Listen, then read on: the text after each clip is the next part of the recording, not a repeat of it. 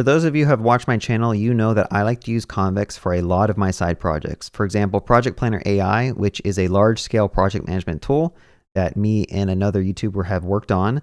We use Convex for everything here. We use it for the backend endpoints. We use it for the file storage. We use it for all the AI-related actions. I just find Convex a very, very good service, and I wanted to walk you through how to get started as fast as possible and just show you the key elements of using Convex. And by the way, Convex is the sponsor of this video that you're watching, but like I said, I actually use this for all of my projects because it just makes coding and building something so much faster. Convex has a bunch of stuff out of the box, and I think the best way to kind of hit the ground running is just give you a quick little diagram of one of the core elements of Convex, which is basically a sync engine. So how does Convex work? Basically, all of your applications need some type of backend. You need some type of endpoints that can do processing, can do authentication, and this is where Convex comes into play. Convex has a built-in database, and a user can invoke something called a mutation if they want to change something in that database.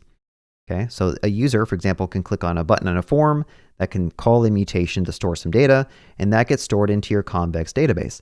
Now later on, this is the really cool part about Convex, is that other users can be logged into your application and they could be listening to something by using a query.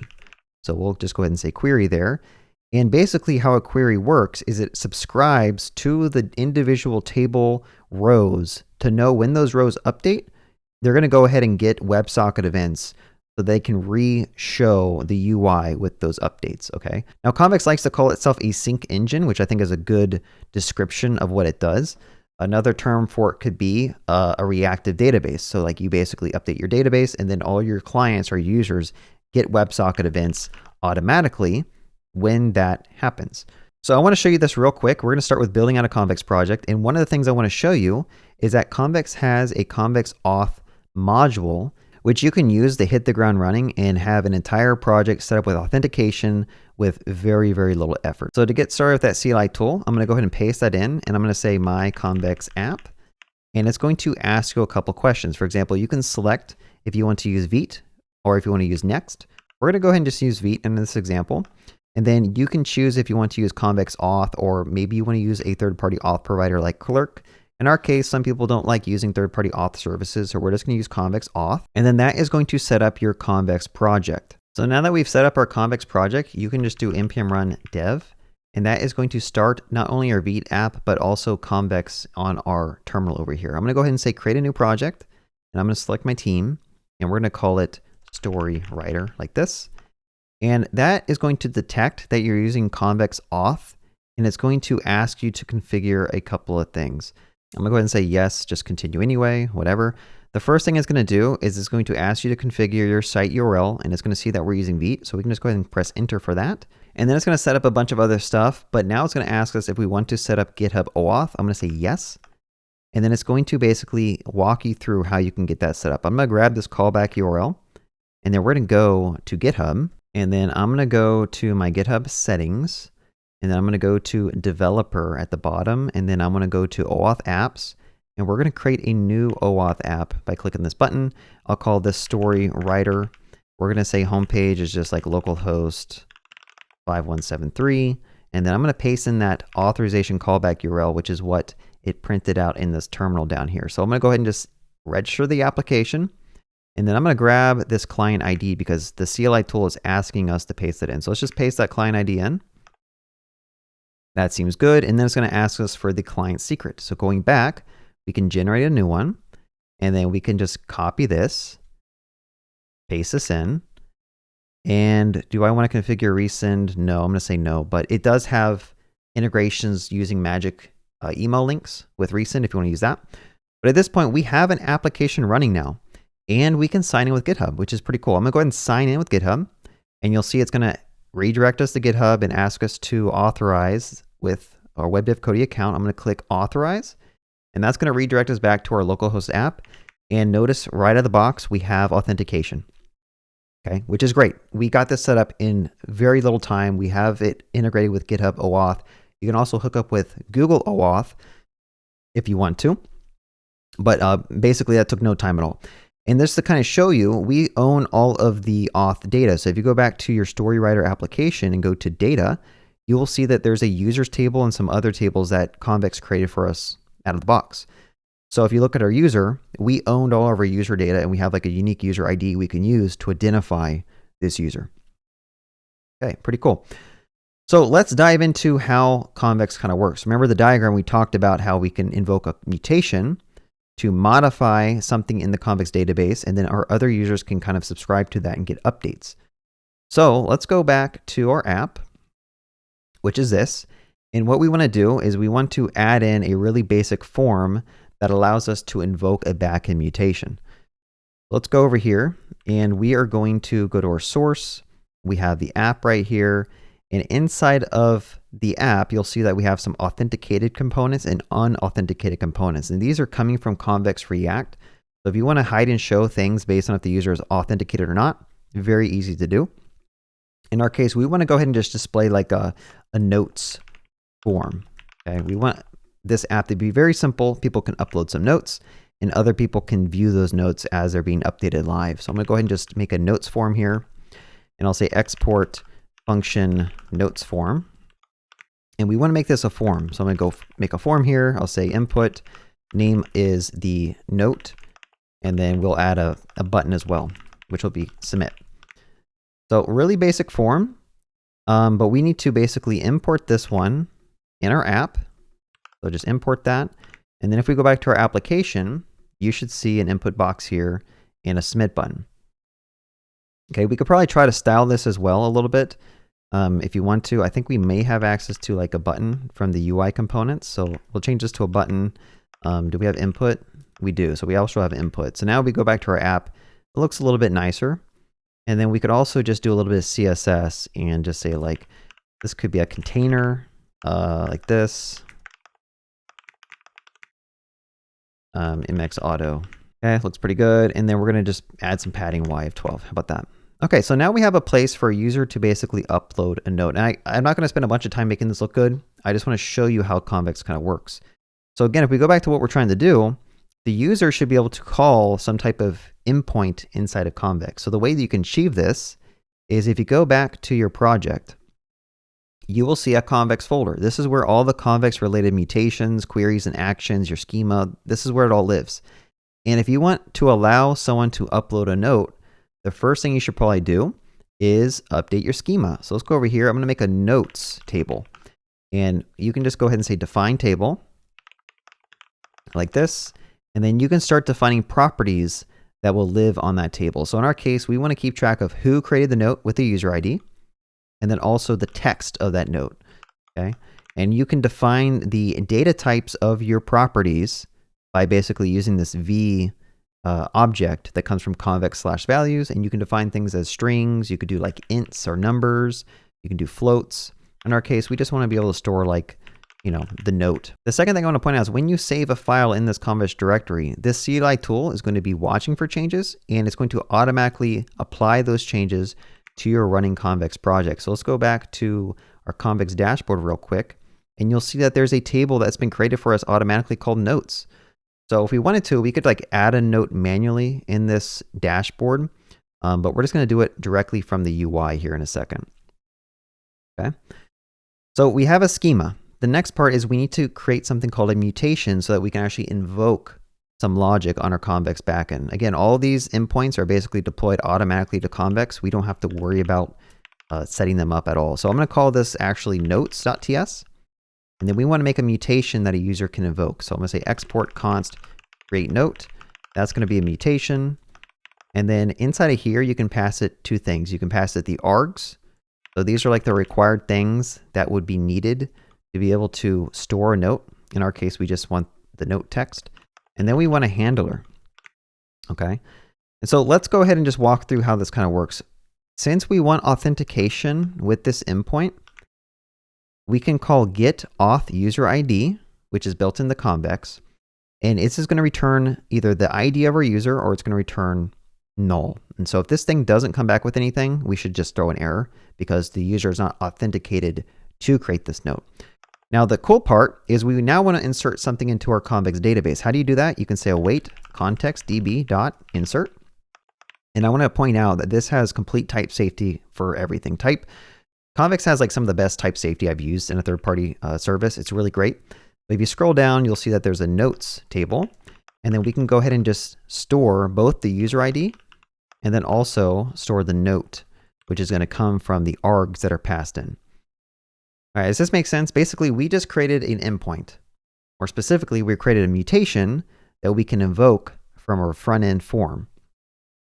Okay, so let's go to our notes form, and we need to figure out how do we actually like get access to that mutation. So we can go here and just say like const create note equals use mutation, and we're going to go ahead and just get the API. We're going to say notes dot create note. Okay, and one thing I want to point out along the way is like you're seeing that we get type safety at every step of the way. So it's really nice. You have complete type safety between your front end and your back end. It's all hooked together, and it just makes coding that much easier. So now we have this function we can call, and we just basically need to add some logic for when this form gets submitted so that we can invoke this mutation. So I'm going to say on submit, and then we're going to go ahead and just give it a callback function like this. And we'll say e.prevent default. We'll say const form is equal to e.target as HTML form. Now we're going to let cursor generate some of this stuff because it's just very boilerplatey. But now we can invoke this mutation over here. Okay. And I'm going to go ahead and just invoke it like this. And I want to show you that if I go back to our application, actually we should say form.reset as well. Let's just reset the form. So if I go back to the application and I say like hello world and click submit, I want to show you if we go back to Convex, we have hello world that pops up. So automatically, like we just added an endpoint that we could just add some data really, really easily. Okay, just like that. Boom, we have data. Now, we did the first step of this flow. We created a mutation. We actually have authentication on this mutation. So this is actually authenticated, which is pretty nice. And then we need to do the second part. How do you actually get that data back and display it for your users? So let's go back to our application. And we're going to go back to Convex here. We're going to say, go to this notes file. And we want to make something called a query. So I'm going to say export const get notes equals a query. We're going to say args is going to be nothing. And then handler is going to be just, let's make a blank function right now. Make sure you import query from Convex. And what does this function need to do? Basically, we need to first check if you're authenticated. And if we aren't, we can just throw an error. And then secondly, we need to get the notes back from the database. So let's kind of walk you through how to do that. We can say context.db.query, and then we're going to go ahead and get the notes table, and then we'll say collect. Okay, so this will get all the notes in our system. And then we can use this query from the front end to display them. Okay, so just a quick recap. We created a mutation that we can call from the front end to store a note, and we created a query we can use on the front end to fetch the notes. Let's go back to our main app here, and we're going to go ahead and just make another component called notes list. And then we're going to go and make a component up here called notes list.tsx, export function notes list. And I'm going to try to do this from scratch so you guys can follow along. We need to bind using this use query hook to our query endpoint. So I'm going to say const notes equals use query. Import that. We'll say API dot notes dot get notes. Okay. And then we can basically loop over all the notes that came back and display them. So this is how you can kind of have your front end automatically bind to the notes so that when that data were to update, it's going to reflect in our UI. Okay, so let's test this out. Let me make sure that this thing is imported correctly. And then I want to make sure that everything has compiled correctly. So if you go and just save this notes file, you should see this thing rebuild your Convex functions and get them deployed out.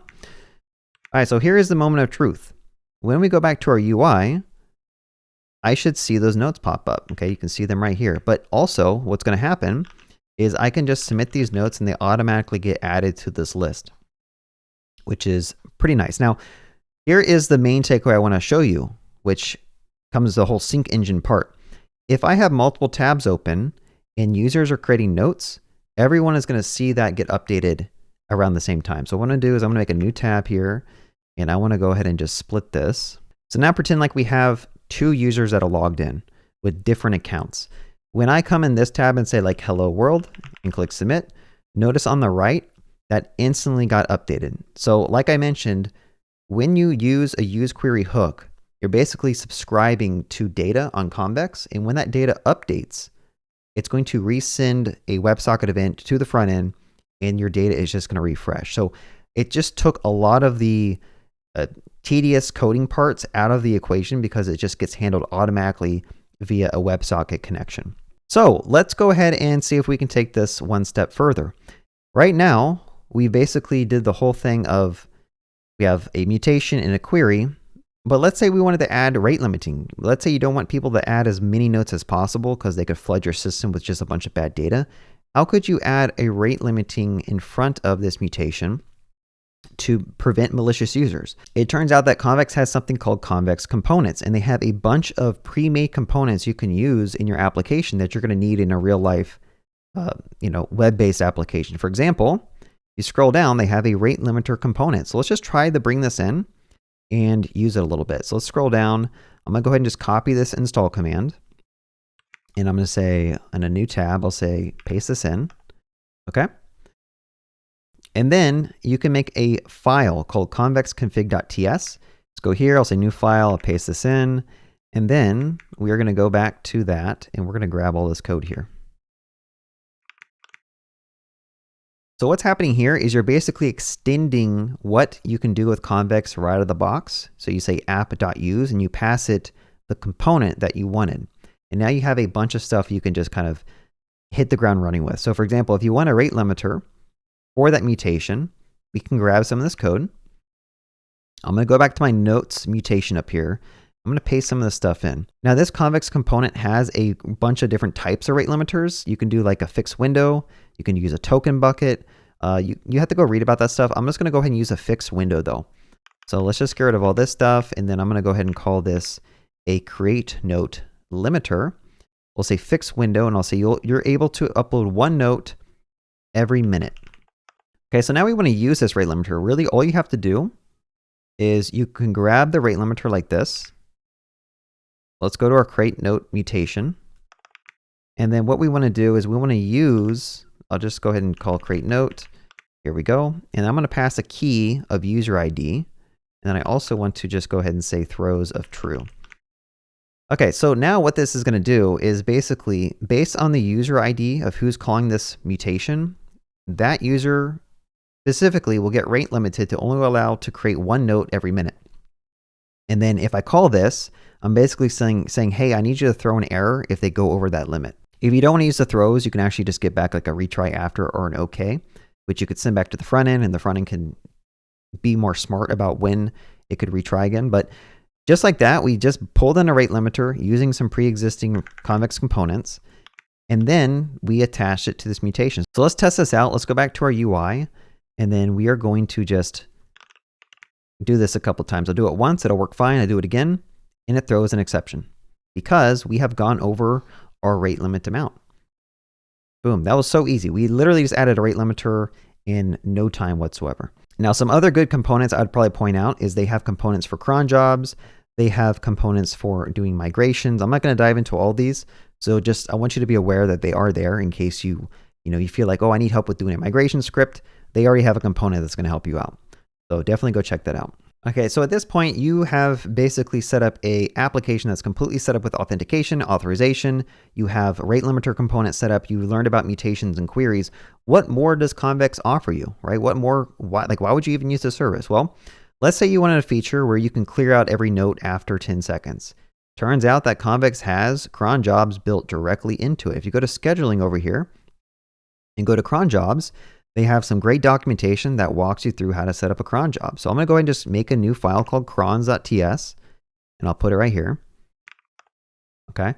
And then I want to set up a cron job with a particular interval. I'm going to copy this whole file for right now.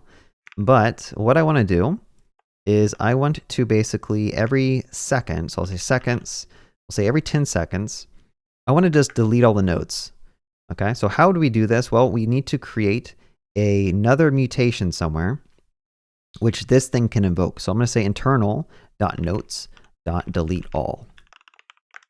And now we haven't created this method yet. but we are going to do that real quick. So let's go to notes, go to the bottom, and I'm going to say export const delete all. And one thing I want to show you that's a little bit different about this mutation is that it's going to be an internal mutation. Now, what an internal mutation means is that nothing can invoke this from your front end. The only thing that can invoke this is other mutations, or if you want to go into the Convex dashboard, you can invoke it manually by clicking a button. Okay, so again, we're going to go ahead and just define some arguments here, and then we're going to define a handler. And what this needs to do is it needs to loop through every single item that's in our notes table and just delete it. So how do we achieve this? Well, one way we could do it is just say const notes is equal to await context db query, and we want to get all the notes in our system. And then we're just going to go ahead and just await promise all, and then delete them all. Simple as that. So if you're unfamiliar with this syntax, or if you've been coding a while, you might look at this and be like, this isn't that efficient. Like, how is it that we're going to query the notes and then one by one we're going to delete them, right? That feels kind of inefficient. But it turns out that the way Convex works is that your mutations actually run where your database is running. So all this stuff gets compiled down to instructions using their Rust engine, and it gets committed with a single run. So this is all going to be basically like one database call, and it's super fast. So now if we go back to just make sure this thing worked, let's go to the terminal, make sure this thing's running. What's going to happen is if I go back to my Convex dashboard and go to schedulers, we can go and find the cron jobs tab, and you'll see that we have a clear notes table cron, and this is going to run every 10 seconds. So if we go back to our app, which is here, I want to show you something. I'll just go ahead and create a couple of notes like hello, and then after 10 seconds, that cron job that's managed by Convex is going to fire, and it's going to delete this note. Boom. Just like that. Awesome. So now we just showed you cron jobs, but there's more. You can schedule functions. So if you want to like do something and schedule a function to run in 5 minutes based on some dynamic functionality, you can use a scheduler and like run other actions and mutations from other mutations like this. And this is very good. Like, let's say you're connecting with OpenAI, and once someone creates a note, you can schedule an action to look through that note. Maybe you can auto tag your collection using what they typed into the note. Maybe you can correct any misspellings or grammar errors inside their note. So you can kind of run a scheduler and then do some more logic that doesn't block your main, flow of functionality. And if we get time, maybe we'll dive into that. But one thing I want to show you first is the file storage. So Convex has a way to store files directly in their backend. You don't have to go and hook up R2 or S3. It's built into Convex right out of the bat. And so I want to show you how easy it is to start storing files. So if we go back to the Convex mutation here, when I create a note, one thing we could potentially do is store a file somewhere just using the note information. So in order to achieve this, we're going to use something brand new called an action. I think for storing files, you have to use it in an action, not a mutation, because a mutation has to be idempotent, I believe. So it has to be rerunnable, because if you try to write a mutation, it's going to be a transaction. If the transaction fails in Convex, it just basically gets reran up to so many times. And so you don't want side effects inside of your mutations, and Convex kind of forces you to make sure you're not doing side effects. So we're going to go ahead and just say const, and we're going to say create note file. And this is going to use an internal action. So again, an action is something that has a side effect. So in our case, we're going to go ahead and just pass in the note information. So I'll say note, and then I'll say v.string.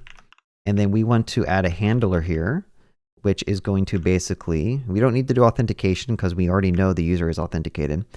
We want to create a file. So I'm going to say context storage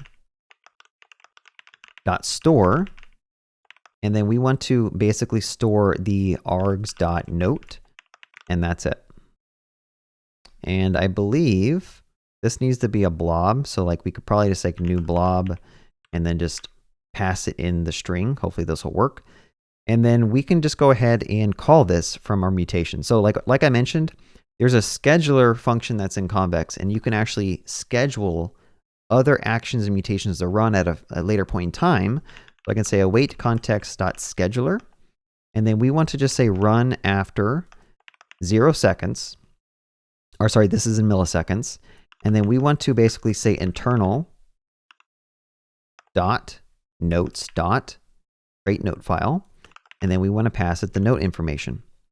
So this will just basically send this event off right after the note has been saved. And then we can store that in a file. So let's just test this out. Let's go back to the app. And I'm going to go ahead and just say like, what is up? I'll click submit. And then I want to go back to my Convex dashboard and go to files. And notice that we have a file that's been stored here. I can go ahead and download this. And then you see it says, what is up? Okay. So again, this was uploading a file from my Convex mutation / action directly. But if you go to their docs, they show you how you can actually upload from your UI. So if you want a form where they select the file and they upload that, that's all documented right here, right? But I just wanted to show you that like you have file storage out of the box, and then users can download this file wherever they want from your UI, which is really cool.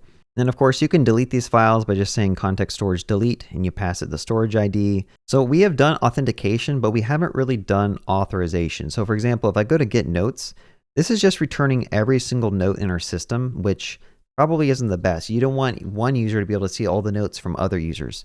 And so if you want to add in some type of authorization and only return the notes that the user is associated with, how would you do that? Well, it turns out that you can actually apply indexes to your tables here. So I can say dot index, and I'll say by user ID. And then we're going to go ahead and just denote what columns we want to scope this by. So I'm going to go ahead and just say user ID here. So now we have an index that is going to allow us to quickly search up any note by a user ID. Okay? Again, if you use Postgres, you know what an index is. Any type of database has this concept of indexes. We just manually have to define an index. And now what we could do is if you want to only return the notes that are associated with this user ID who's authenticated, it's very easy to do. You say dot with index, and then you basically just have to do a function here and say, give me all the records where the user ID matches the user ID who is currently authenticated. And then we'll say dot collect. Okay, just like that. So now we have a very efficient way to look up only the notes. Imagine you have thousands or millions of notes. Now it's just going to give us back the notes that are associated with our user, which is probably what you want. You don't want to send back every single note that exists in the system. So going back to our application, again, just to make sure this works, we now see that we get back our one note. Okay. And if I were to go and like force add a note with a different user ID, it would not show up for us. So another thing that'd be really good to do is the ability to delete a note. Like let's just do like the normal CRUD functionality, and deleting is probably something important to cover. I'm going to go ahead and just increase the cron job timeout a little bit because it's going to keep deleting our notes, which is going to make it hard to actually demo this. But if you go back to the app, let's just say we have a note that says hello. I want to go ahead and style this and add a delete button on it. So let's go back to where we're displaying these notes, and we are going to go ahead and find the notes list. So honestly, I'm just going to use AI, and I'm going to say style this as a yellow note card with nice looking padding and styling. Okay, this is going to be smart enough to just use Tailwind to make it look nice, honestly. And then we're going to go ahead and select this. Okay, and then we're going to go back to our app, and made the text white, so I need to actually change this to be text of black. Okay, here we go. There we go. So we have two notes here, but now what I want to do is I want to add a delete button. So how do we do that? Well, let's start with the Convex backend. Remember, we have Convex notes, and we can create another mutation that we can use for deleting notes. So I'm going to say export const delete note is a mutation. And then we need to take in a note ID. So I'll say args note ID, and we're going to say vita ID of note so it knows how to internally look up that ID. And then we need a handler. So let's just go ahead and add a handler like this. And it's going to delete that note by basically taking that note ID and just deleting it from our database. Okay, simple as that. You don't even have to specify the table name. It knows by that unique ID how to delete it. Now we want to add authentication / authorization to this endpoint, right? So it'd be nice to, again, let's get the user ID, and then we need to verify that, hey, the note you're about to delete, does this user even have access to delete it? So I'm going to say const note is equal to, I want to first look up that note, and then I want to say if the note's user ID does not match the currently authenticated user ID, just throw back an unauthorized error. So we have just added an authorization check, a permission check to make sure that only authorized users can delete their own notes. Kind of, it's not the best code. I think this could be a reusable function. So I'm going to go up here and say function. I'm going to go ahead and say assert. Actually, I'm going to say is note owner. Okay. And we can basically just take a lot of that functionality and just pass it in here. I'm going to import some stuff. All right. Is note owner. It's going to do the same logic that we did here. It's going to look up the user ID. And this could also be a mutation context like this. Go ahead and import this stuff. Okay. And then finally, we're going to say return note. And if the note is not, I'm going to say if. Let's just go ahead and do that. So get the note, make sure that they match. If they don't, we're going to return null. This is the way I like to do authorization checks, like these little helper functions. And now what we could do is we can say const note is equal to await is note owner. And then I can delete all this stuff. And then basically say if there's a note defined, we can just delete it. Okay, does that make sense? I know I went kind of fast there and I used AI to generate it, but basically we have this function called delete note. It's going to use our helper function that's going to return either null if you don't have access, or it's going to return the note if you do have access. And then we can just simply delete it. Okay, and instead of saying note ID, we can actually just say note.id. This is something I haven't talked about, but all of your Convex records have this underscore ID that have it's a unique identifier to know what that record is. Okay, so now we can tie this into the note list. If you want to be able to click a button and delete that note, super easy to do. Let's go here and I'll just add a button. And actually, before we add the button, let's just say const delete note. I'll say use mutation. I'll say api.notes.delete note. And then we want to call this. So I'm going to go ahead and make a button here. And yeah, let's just go ahead and invoke it like this. And we're going to pass in the note underscore ID. And when we click on this button, it's going to call that convex mutation on our backend.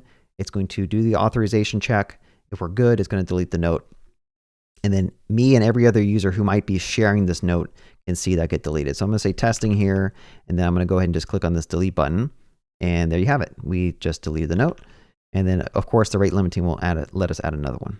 So honestly, there is a lot more stuff that you are going to encounter when using Convex, but I just showed you some of the most core functionality that you're going to end up using. And this is why I love using Convex for my side projects, because you're able to move fast. You can have like a file storage out of the box. You have these reactive hooks that just update your UI automatically. So if you're building some type of like shared canvas or an application where you have multiple users who need to upload into a shared collection, Convex just shines because it just syncs this information to all of your UI clients, and you don't have to write a single line of WebSocket code. It's very, I don't know, you won't understand how cool this is until you try it.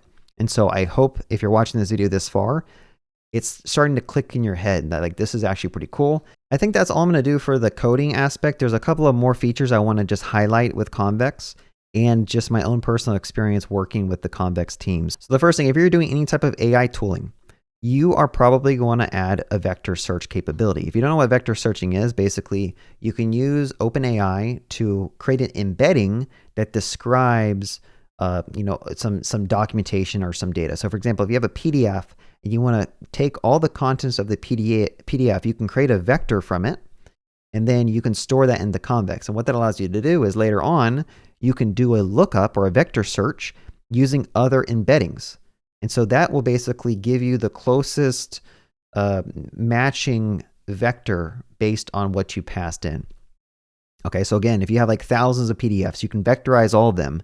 And then later on, if someone just asks a single question, like what is a React hook, it's going to find any documentation that you vectorize that is related to React, maybe related to use effect, and then it will show you the relevancy that you can then display to the user. So again, this is super easy to get set up. You basically just say .vector index, you pass it to an embeddings field, and then you can do queries based on that in the future. I've done this on a couple of projects. It's very, very convenient to use, and you can just like hook that up just like that and start using vector searching.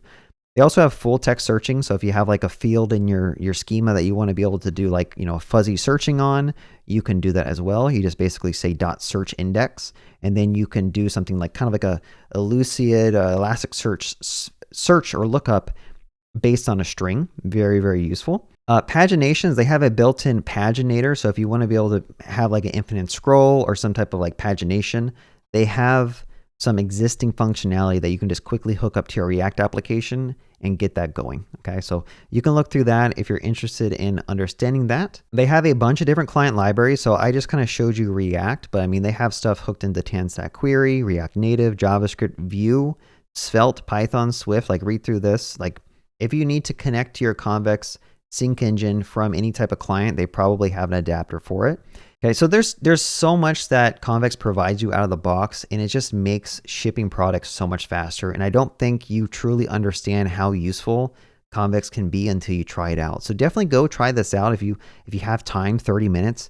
Start a Convex project, try writing a mutation and a query and an action, and just see how easy it is to like build out an application that's real time.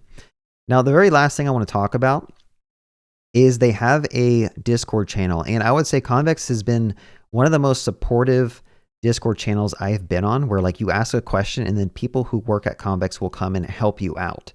So if you ever have a question or you're confused about something, join their Discord and like ask for help, because they often reach out to me and they'll just like give you some really good answers. So I'm really impressed with that. Their whole team is just super active on Discord and just very, very useful and very helpful. Now, the very last thing I want to talk about is, like I mentioned, all your mutations run as transactions. And so maybe you're not really familiar with how a transaction works and you haven't written one in Postgres yourself. But when you have multiple users trying to modify the same record, you need to understand how a transaction works. And you also need to understand the race conditions and the failure scenarios where it can be very, very challenging depending on your isolation level of your database and like what your transactions are set to. Like even Postgres alone has like 4 different isolation levels for transactions. You need to understand them. I will say that Convex makes it nice where you don't have to think about it. You just basically try to write a mutation that updates something. And if that update doesn't work, it's going to get retried. Like let's say someone else tried to edit a note at the same time that I added a note, or like 2 people are trying to modify a note. What happens is that Convex is going to basically allow the first mutation to run serializable. And then the second mutation is just going to get retried if it noticed that the first mutation got committed before the second mutation. And it just retries, and you don't have to worry about a lot of the complexities of race conditions that you may have already run into in your career when dealing with 2 people or 3 people that can modify the same record. So read through this. This is like one of the key things of Convex that it's kind of hidden in the docs, but understanding this really helps the philosophy of Convex and the mutations really shine, and it's very important to understand. Anyway, I hope you guys enjoyed this overview. I was hoping to do like a 10-minute overview of Convex, but there's just so much in Convex that it's just not possible to do in 10 minutes. Like this is like a legit backend as a service. I highly recommend you check it out, and leave a comment if you have tried it and you enjoy it. I know a lot of people I've showed Convex to, they end up coming back to me and they're like, dude, this is actually phenomenal. I don't know how I haven't, used this before. So definitely let me know in the comments if you guys enjoy using this. But this was your crash course to understanding it. If maybe you've watched my content and you just haven't had time to play around with Convex yourself. So again, go check out convex.dev, go join their Discord. I highly recommend, and I also use it for all my side projects, honestly. So have a good day. Happy coding.